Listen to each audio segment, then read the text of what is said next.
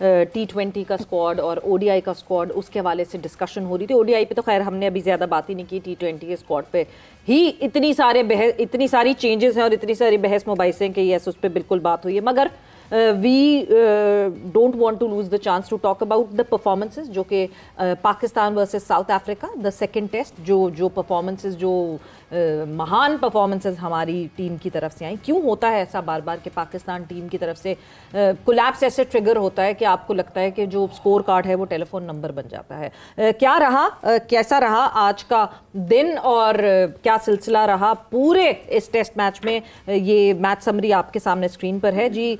Pakistan team ने जो है वो 333 रन्स जो हैं वो स्कोर किए एंड साउथ अफ्रीका की फिर बारी आई, जिसमें पहले पाकिस्तान में शान मसूद ने 87 रन्स बनाए, सऊद शकील ने 66 रन्स बनाए, महाराज वाज आउटस्टैंडिंग विद 7 विकेट्स। मतलब महाराज जो कि विजिटिंग टीम थे वो अपना घर समझ के खेल रहे थे एंड हार्मर ने 2 विकेटें हासिल की। साउथ अफ्रीका जो कि इनिशियली जिसका एक कोलैप्स ट्रिगर हुआ था, उस कोलैप्स ट्रिगर के बाद जो है एक संभाला आया, यानी 185 फॉर 5 जो साउथ अफ्रीकन टीम हो गई थी, उसके बाद से वहां से जो सिलसिला शुरू हुआ और लास्ट जो 3 विकेट्स थी साउथ अफ्रीका की, उन्होंने तकरीबन कोई 190 प्लस रन्स जो हैं वो एड इन किए एंड 404 पे जाके कहानी खत्म हुई, यानी 71 रन्स की लीड पे जाके कहानी का इख्तिताम होता है। यानी एंड देन पाकिस्तान की बात करें तो पाकिस्तान टीम तो बस आई और गई, जिसमें सिर्फ बाबर आजम के जो हैं वो 50 रन्स थे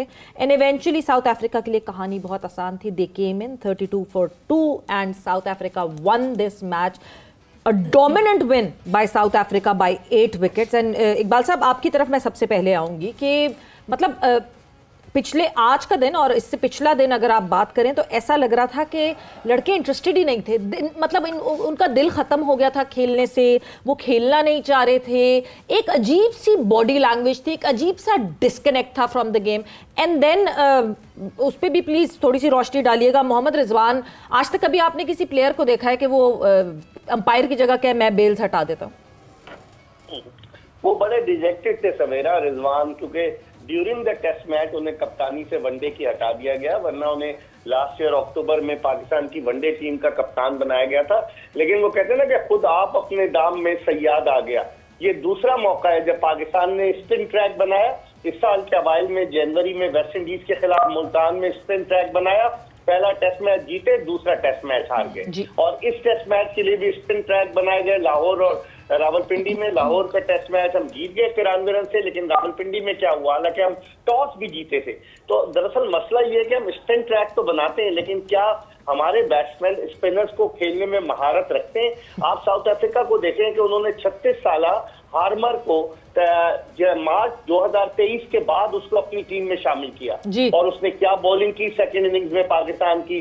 फिर महाराज पहला टेस्ट नहीं खेले, जब वो आए तो उन्होंने क्या बॉलिंग की। मुतसामी, यानी कि जो मुखालिफ टीमें हैं वो पाकिस्तान की कंडीशंस को समझते हुए स्पिनर्स को लेकर आई। उन्होंने 3 स्पिनर्स अपनी टीम में शामिल किया और उन्होंने हमें नॉकआउट कर दिया। और फिर हमारा जो लोअर ऑर्डर है सवेरा, आप देखें कि क्या हो गया है हमारी बैटिंग को, कि लाहौर टेस्ट की पहली इनिंग्स में 16 रन पर पाकिस्तान की आखिरी 5 विकेटें गिरी, दूसरी इनिंग्स में 17 रन पर आखिरी 6 विकेटें गिरी, फिर यहाँ 17 रन पर 5 विकेटें गिरी, फिर उसके बाद सेकेंड इनिंग्स में 42 रन पर हमारे 6 खिलाड़ी आउट हो गए। तो इसका मतलब है जिस टीम में सलमान अली आगा 7वें नंबर पर बैटिंग के लिए आ रहा है वो कोलैप्स हो रही है और मुसलसल कोलैप्स हो रही है। तो कौन इसकी जिम्मेदारी कबूल करेगा? इमरान फरद को इन्होंने बैटिंग कोच बनाया, इससे पहले हनीफ मलिक थे शॉर्टर वर्जन में, लेकिन पाकिस्तान की टीम जो है ना वो शुत्रे बेमुहार अगर कहें तो बेजा ना होगा कि कभी भी किसी भी तरफ चली जाती है। बट इकबाल साहब सीरियसनेस ऑफ देखें, टेस्ट क्रिकेट तो यहीं दिख जाती है ना। आप कोचिंग स्टाफ देख के ही अंदाजा लगा ले, मतलब आपको शॉर्टर फॉर्मेट में दिख रहे हैं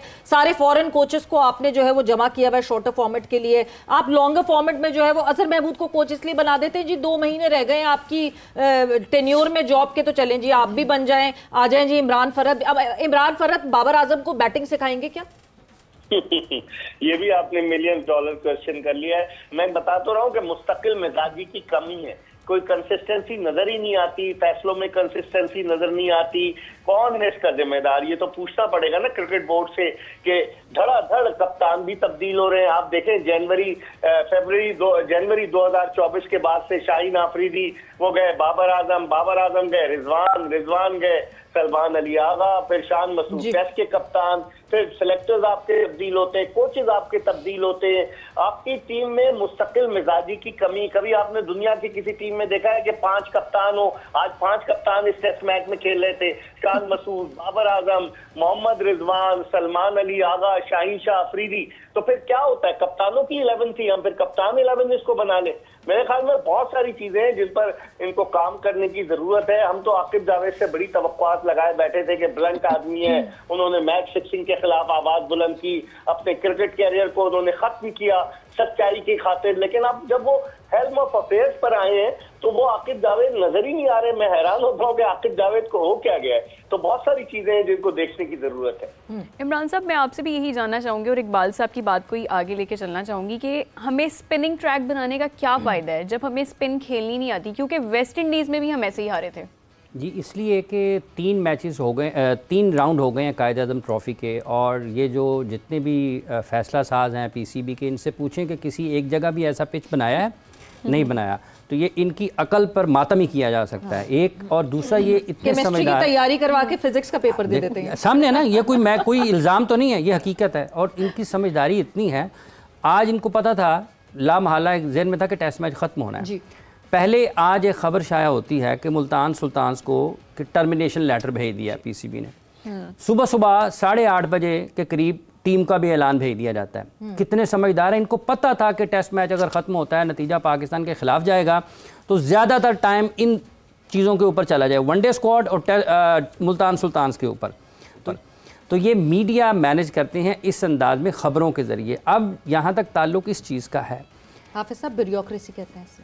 हाँ, तो ये अपने दिन गुजार लेंगे, क्रिकेट का जो है हाल सबके सामने है। जहाँ तक मुल्तान सुल्तान का ताल्लुक़ है, ये बिजनेस पार्टनर्स हैं। ये कोई अली तरीन या आतिफ राना या जावेद आफरीदी या नदीम उमर, ये उनके मुलाजिम तो नहीं है। वो तो आपके साथ करोड़ों अरबों की सरमायाकारी है और बरसों से वो पाकिस्तान क्रिकेट के साथ जुड़े हुए हैं। अगर आपके किसी जगह पर इख्तलाफात हैं तो आप उनको मिल बैठकर बातचीत के ज़रिए हल करते हैं ना, मिल बैठकर। पाकिस्तान क्रिकेट बोर्ड के चेयरमैन थे शहरयार खान साहब, नजम सेठी साहब चेयरमैन एग्जीक्यूटिव कमेटी थे जब ये शुरू हुई थी। उसके बाद नजम सेठी साहब चेयरमैन बने, फिर एहसान मानी साहब चेयरमैन बने, फिर रमीज़ राजा चेयरमैन बने, फिर नजम सेठी बने, फिर ज़का अशरफ बने, और अब मोहसिन नकवी हैं। ये चेयरमैन कितने बदल गए हैं? पाकिस्तान की फ्रेंचाइज मालिकान वहीं पर हैं। तो इसका मतलब यह है कि वो एक बड़े स्टेक होल्डर्स हैं और लोगों को बातचीत के ज़रिए अपने मामलात को सुलझाने की तरफ जाना चाहिए। अगर आप उनकी जो एक नुक्ता नज़र ये भी है कि जो आपने टर्मिनेशन लेटर भेज रहे हैं मुल्तान सुल्तान की तरफ से जो सुनने को मिल रहा है वो ये है कि ये तो है ही नहीं, लीगल नोटिस भेजा था और उसका जवाब दे दिया और उसके बाद पाकिस्तान क्रिकेट बोर्ड खामोश है। ठीक है, अगर वहाँ पर सांप नज़र आते हैं अली तरीन को, तो उनके लिए किसी जोगी का बंदोबस्त करें ना, कि वो सांपों को पकड़ करके पटारी में बंद कर लोगों को डसे ना, पाकिस्तान सुपर लीग को डसे ना। ठीक है, मुख्तलिफ अंदाज हैं। तो जो आगे बात ये मैनेजमेंट की है, जो आगे बात ये पिच की, ये एक हिकमत अमली का फुकदान है।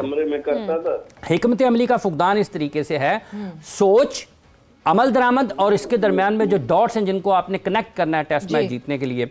जब आप स्पिन ट्रैक बनाते हैं तो इसका मतलब यह है कि आप ये समझते हैं कि आपकी